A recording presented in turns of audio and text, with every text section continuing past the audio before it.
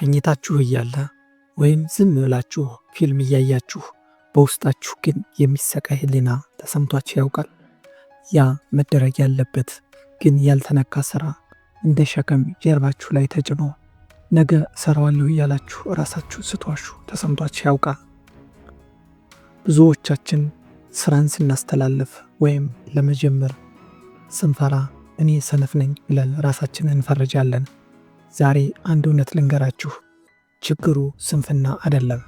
ችግሩ አእምሯችሁ የሚፈጥረው የመከላከል ስልት ነው። አእምሯችሁ የሚመጣውን ስራ እንደ አንድ ግዙፍ ተራራ አድርጎ ስለሚያየው እናንተ እንዳትደክሙ ሲል ጉልበታችሁን ይቆጥባል። በሌላ አነጋገር አእምሯችሁ እናንተን ሴፍ ለማድረግ ሲል ስኬታችሁን እያገደው ነው። እንኳን ወደ ከፍታ ፕላስ በሰላም መጣችሁ። ዛሬ ተራራውን የምናፈርስበት ቀን ነው። በዚህ ቪዲዮ በዓለም አቀፍ ደረጃ ውጤታማ የሆኑ ሰዎች የሚጠቀሙባቸውን 5 ድብቅ ዘዴዎችን እናያለን። እነዚህ ዘዴዎች ስንፍናን ሰባብረው ማንኛውንም ሥራ አሁኑኑ እንድትጀምሩ የሚያስገድድ የውስጥ ኃይል ይሰጧችኋል። ይህን ቪዲዮ እስከ መጨረሻው ተከታትላችሁ ወደ ተግባር ከገባችሁ ለወራት ያቆያችሁትን ሥራ ዛሬውኑ እንድትጀምሩ ያደርጋችኋል። ተዘጋጅታችኋል? ወደ ከፍታ የምናደርገውን ጉዞ አሁን እንጀምራለን። አንደኛው ዘዴ ስራን ከፋፍሎ መስራት። አንድን ትልቅ ስራ እንደ አንድ ትልቅ ዳቦ አስቡት።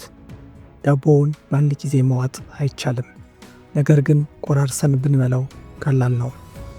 ለምሳሌ ለፈተና ማጥናት ካለብን ዛሬ 100 ገጽ አነባለሁ ብለን ካሰብን አእምሯችን ይፈራል፣ እንዲያው መተኛት ያምረናል። ነገር ግን በሚቀጥሉት 15 ደቂቃዎች የመጀመሪያዎቹን 2 ገጾች ብቻ አነባለሁ ካልን አእምሯችን ይህ ቀላል ነው ብሎ ይፈቅድልናል። ትንሽ ከጀመሩ በኋላ ደግሞ ለመቀጠል ቀላል ይሆናል። የትልቅ ጉዞ ምስጢር የመጀመሪያዋ ትንሿ እርምጃ ናት። ሁለተኛው ዘዴ በራስ መተማመንን መገንባት። ብዙ ጊዜ ተነሳሽነት የምናጣው ስራውን እችለዋለሁ ብለን ስለማናምን ነው። ይህንን ለመቀየር ትንንሽ ስኬቶችን መመዝገብ አለብን። ኢትዮጵያዊ አትሌት ኃይለ ገብረስላሴ በአንድ ጊዜ 1000 ኪሎ ሜትሮችን አልሮጠም። መጀመሪያ ትንንሽ ርቀቶችን በመሮጥና በማሸነፍ ነው እችላለሁ የሚለውን እምነት ያዳበረው።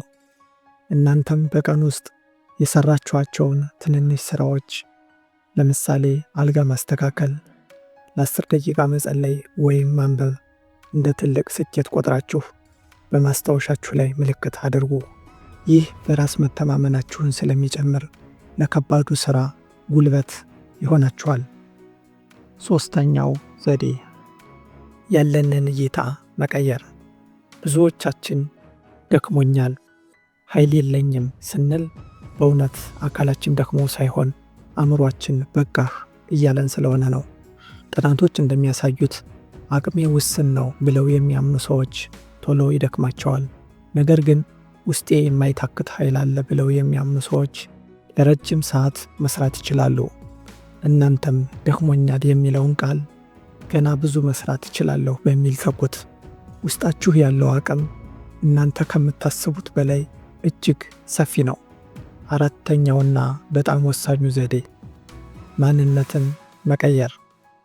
ለምሳሌ ሱስ ለማቆም የሚፈልግ ሰው ለማቆም እየሞከርኩ ነው ካለ አሁንም ራሱን እንደ ሱሰኛ ነው የሚያየው። ነገር ግን እኔ ሱሰኛ አይደለሁም ካለ ማንነቱን ቀይሯል ማለት ነው። ይህንን ለሥራ ተጠቀሙበት። ሥራ የሚበዛብኝ ነኝ ከማለት ይልቅ እኔ ሥራዬን በወቅቱ የሚጨርስ ታታሪ ሰው ነኝ ብላችሁ ራሳችሁን አሳምኑ። አእምሯችን ሁልጊዜ ከምንሰጠው ስም ጋር ለመመሳሰል ይጥራል። ራሳችሁን የምትጠሩበት ስም ነገ ማንነታችሁ ይሆናል። አምስተኛውና የመጨረሻው ዘዴ ለምን ብሎ መጠየቅ። አንድን ሥራ እንዴት እንደምንሰራው ብቻ ስናስብ ይሰለቸናል። ነገር ግን ለምን እንደምንሰራው ስናስብ ዓላማ ይኖረናል። ለምሳሌ ለቤተሰባችሁ የተሻለ ሕይወት ለመስጠት፣ አገርን ለመጥቀም ወይም ደግሞ የራሳችሁን ህልም ለማሳካት እንደምትሰሩ ስታስቡ ድካሙ ወደ ደስታ ይለወጣል። በየቀኑ ጠዋት ስትነሱ ይህን ስራ የምሰራው ለምን ነው ብላችሁ ራሳችሁን ጠይቁ። በመጨረሻም ከነዚህ 5 ዘዴዎች ውስጥ ዛሬውኑ የትኛውን ይጀምራሉ? ከነዚህ 5 ዘዴዎች ውስጥ ዛሬ የትኛውን ይጀምራሉ? ኮሜንት ላይ ያካፍሉን።